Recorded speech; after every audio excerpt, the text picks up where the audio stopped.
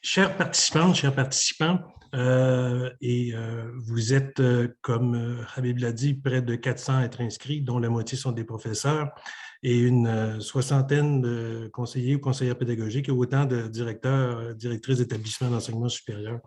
Alors, vous me voyez donc intimidé, ça va de soi, mais aussi honoré de vous accueillir toutes et tous à ce colloque de l'IRIPI sur la liberté académique. Je vous souhaite d'y passer une journée très instructive. Pour ma part, puisque je ne suis pas un spécialiste de la question, je vais essayer d'être le plus bref possible, mais en tentant malgré tout de proposer un petit éclairage sur les raisons pour lesquelles, en 2021, nous avons toujours à discuter de la liberté académique et de son cadre d'exercice. Comme nous sommes dans un milieu d'enseignement supérieur et de recherche, je vais évoquer une petite partie de la production savante du visage pâle, c'est-à-dire de l'homme blanc d'ascendance européenne.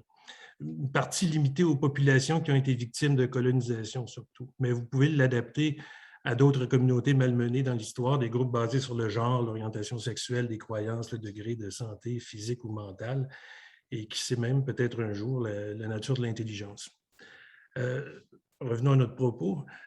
Lorsqu'on pense aux sciences humaines, qu'on a déjà d'ailleurs appelées les sciences de l'homme, le monde de l'enseignement supérieur de la recherche, tel qu'on le connaît aujourd'hui, avec ses disciplines, ses perspectives et ses rituels, a été particulièrement façonné par cet Européen et en cela n'est pas dépourvu d'un certain ethnocentrisme. Avec le temps, toutefois, le peu à peu emporté une approche basée sur la décentration, c'est-à-dire le renoncement à considérer sa position ou son propre point de vue comme étant la mesure de toute chose. Au 18e siècle, déjà, Rousseau affirme que pour comprendre la nature humaine, pour d'autres, ce sera la société, là, mais pour comprendre la nature humaine dans son état premier, l'introspection ou la prise en compte de faits qui sont trop familiers à l'observateur ne suffisent pas. Une distanciation de plus de 2 mètres, celle-là, est requise. Et c'est en portant son regard au loin, comme le disait Rousseau, et en s'attardant aux autres qui sont distants, que l'on comprend le mieux la nature humaine. Et le père Lafitau, qui a séjourné pas loin d'ici au 18e siècle aussi, l'avait exprimé sensiblement cette opinion, la même opinion que Rousseau, là, environ une trentaine d'années plus tôt. Et les sciences humaines vont lentement, mais progressivement suivre cet exemple. Cette posture-là, elle est tout à fait sensée, mais les déplacements requis pour ce programme scientifique, si on peut l'appeler comme ça, ont malheureusement été pris en charge par la colonisation, la domination, l'exploitation de populations moins avancées techniquement. La contrepartie qui a été offerte par ces quelques savants occidentaux avec de bonnes intentions, dont certains même ont évité que des langues ou des cultures entières ne sombrent dans l'oubli, a été insuffisante à bien des égards, on le voit aujourd'hui. Mais les intellectuels ont pourtant représenté le premier groupe à remettre en question cette oppression exercée par des empires européens. Ils l'ont fait souvent sans même avoir été interpellés. C'est un mouvement d'abord endogène qui a rayé du discours des termes comme primitif, sauvage, barbare, dont l'emploi perdait manifestement en neutralité avec le temps, et surtout quand des populations inégales échangent trop longtemps.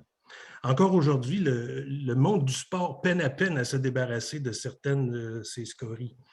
Alors, est-il juste que les milieux académiques ou artistiques soient pointés du doigt pour une histoire qu'ils sont souvent les premiers à regretter et dont ils ne sont nullement les principaux responsables?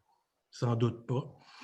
Mais néanmoins, la défense que l'on fait de la tradition académique ne peut pas ignorer les rapports de pouvoir qui ont mis à mal ces populations et parmi eux, des rapports qui ont été particulièrement insidieux. Par exemple, ces populations n'ont jamais, ou alors si peu, disposé du privilège de nommer, de catégoriser, classer, hiérarchiser ou expliquer les autres cultures ou la leur. Ils ne détenaient ni ce pouvoir, ni cette liberté d'assigner aux autres une place comme objet et non comme sujet de savoir. Cette prérogative a été largement européenne. Mais comme l'histoire joue parfois la bascule, des groupes autrefois marginalisés, voire carrément exclus de l'enseignement supérieur, ont peu à peu acquis droit de citer et droit de s'y exprimer. Alors, indépendamment de toute autre considération, mais du strict point de vue de la connaissance, je pense que cette situation est souhaitable. En effet, à la phase de distanciation dont on vient de parler, succède ici un rapprochement qui est tout aussi nécessaire et salutaire quand on cherche à se comprendre réciproquement. Dans plusieurs disciplines des sciences humaines, on l'a dit, la première étape vers la connaissance de l'être humain consiste à une étude objective de l'autre qui est située à distance, mais sans lui donner voix au chapitre. Le deuxième mouvement, dorénavant, rapproche l'autre, l'amène chez nous, lui permet de discourir sur lui-même, sur nous et avec nous.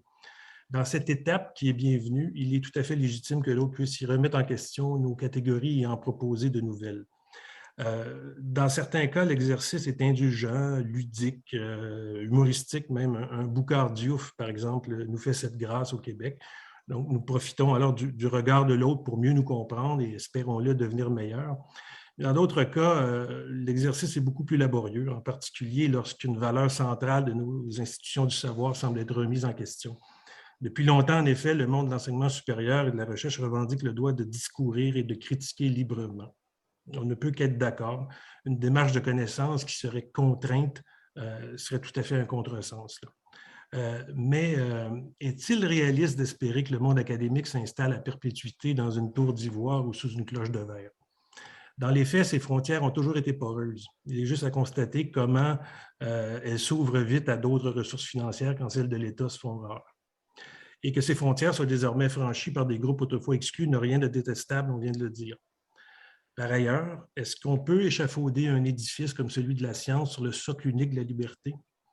Celle-ci ne comporte-t-elle pas des risques quand elle n'est pas contrebalancée par d'autres valeurs?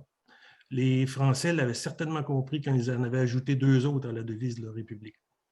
Avec la pandémie qui sévit, la question se pose encore aujourd'hui et non sans une certaine acuité.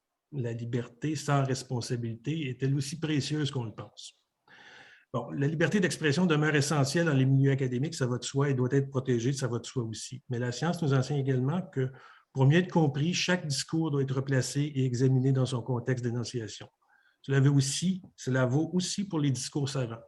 Les élites intellectuelles occidentales, quelles qu'aient été leurs intentions, ont énoncé des discours sur des populations vulnérables ou marginalisées à l'intérieur d'un espace qui, pour eux, était d'une très grande liberté. Aurait-elle pu ou aurait-elle dû s'affranchir des rapports de domination dans lesquels était engagée leur propre nation? Pas sûr. On peut leur concéder que ce n'était pas si simple que ça. Mais elles n'ont plus d'excuses aujourd'hui. L'espace libre de l'enseignement supérieur accueille désormais les membres de ces populations qui ont été indisposées et qui sont peut-être encore aujourd'hui indisposées. Et leur discours doit être entendu dans toutes ses variations et toutes ses intonations. La censure n'est pas une option, bien sûr, mais il faut accueillir les idées contraires, accepter aussi que certaines opinions incompatibles s'entrechoquent dans notre espace académique. N'est-ce pas là une condition de la démocratie, une autre des institutions que nous chérissons? Pour Jean-Pierre Vernant, par exemple, spécialiste de la Grèce ancienne, cette condition aurait été à la base du développement de la pensée rationnelle en politique et par extension dans les autres sciences. S'il n'y a pas de débat entre des opinions opposées, nous sommes dans le mythe et nous ne sommes pas dans la raison. Et comme la raison aussi est importante pour nous, alors débattons. Évidemment, le terme débat connote l'idée de querelle et il faudrait lui préférer sans doute celui de dialogue, qui est plus respectueux. Mais quoi qu'il en soit, il est de notre devoir d'expliquer notre attachement à la liberté d'expression sans pour autant congédier l'interlocuteur que nos discours ont pu léser autrefois ou vexer aujourd'hui. Il nous faut encore une fois faire un effort de dialogue puisque l'histoire nous y invite et non pas pour nous embarrasser, mais pour nous faire grandir. Bien, c'est ça à quoi ce colloque aujourd'hui peut contribuer et j'ai bien hâte de vous entendre là-dessus. Et en terminant, je tiens à remercier tous les communicateurs et communicatrices aujourd'hui et tous les participants et participantes et je vous souhaite un très bon colloque.